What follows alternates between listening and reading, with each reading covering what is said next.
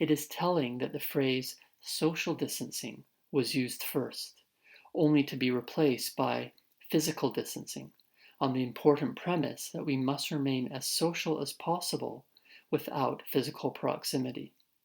There is no doubt that the lockdowns have saved, at minimum, tens of thousands of lives.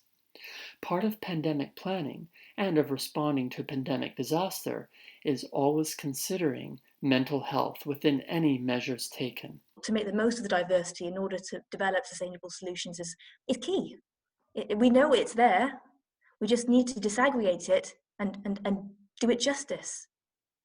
And also, pairing data between immunology and epidemiology is key, because then we know the underlying biology and what that means in terms of the high order effects of phenotype. When disaster strikes, are we talking to each other?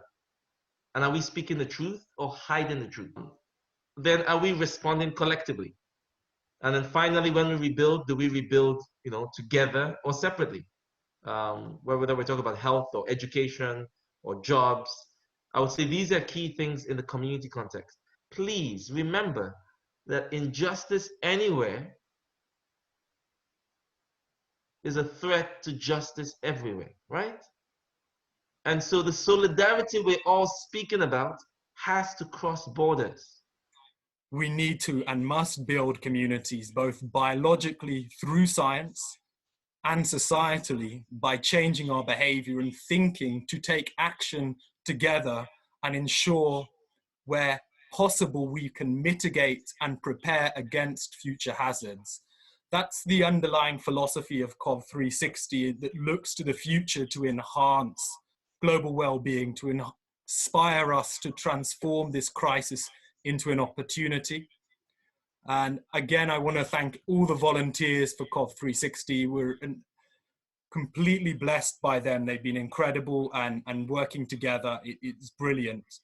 That call to action is please do send your content to us.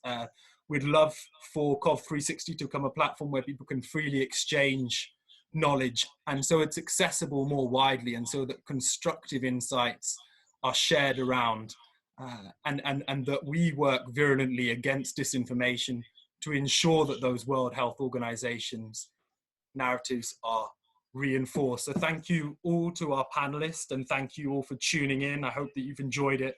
We'll look to follow up on your questions, and if I may just finish on a quote, which I often find is misled, that Charles Darwin said that communities which included the greatest number of the most sympathetic members would flourish best.